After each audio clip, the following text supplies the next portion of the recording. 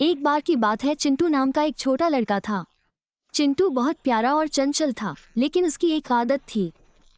जब भी वो किसी के घर मेहमान बनकर जाता था तो कभी ध्यान नहीं देता था कि कैसे व्यवहार करना है। एक दिन चिंता अपने माता पिता के साथ छुट्टियां बिताने के लिए अपनी दादी के घर गया। आते ही उसने अपने जूते सीधे कमरे में फेंके, नमस्ते किए बिना अंदर भागा और टीवी का रिमोट उठाकर मनचाहा चैनल बदलने लगा।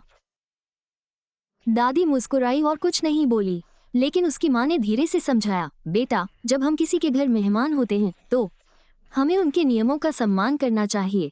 चिंता ने सिर हिलाया, लेकिन इससे कोई खास फर्क नहीं पड़ा। अगले दिन दादी ने एक योजना बनाई। उन्होंने चिंटू से कहा, बेटा, आज हम अपने घर एक मेहमान को बुलाएंगे और तुम्हें उनका ख्याल रखना होगा। चिंटू खुश हुआ। दोपहर में उसका दोस्त बंटाई आया, लेकिन बंटाई के आते ही उसने बिना पूछे फ्रिज खोल दिया, बिस्तर पर कूदने लगा और खिलौने इधर उधर फेंकने लगा। चीदा को बहुत बुरा लगा। शाम को चिंता ने दादी को बताया, बंटाई बहुत बदतमीजी कर रहा था। मेहमान होकर भी वो ऐसा व्यवहार कर रहा था।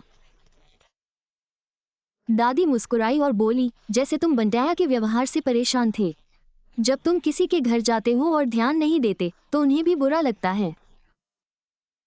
चिंटू की आंखें चौड़ी हो गईं। उसने वादा किया कि जब भी वो किसी के घर जाएगा तो सबसे पहले नमस्ते करेगा, बिना पूछे कुछ नहीं लेगा, चीजों को साफ रखेगा और सबसे महत्वपूर्ण बात, सभी के साथ सम्मान और प्यार से पेश आएगा। छुट्टियों के बाद जब चिंटू अपने दोस्त अर्जुन के घर गया तो उसने बहुत अच्छा व्यवहार किया। अर्जुन की माँ ने कहा, चिंटू बहुत अच्छा लड़का है। चिंता मुस्कुराई और मन ही मन अपनी दादी को धन्यवाद दिया। शिक्षा, जब हम मेहमान के रूप में किसी के घर जाते हैं तो हमें उनके घर के नियमों और शिष्टाचार का पूरा सम्मान करना चाहिए।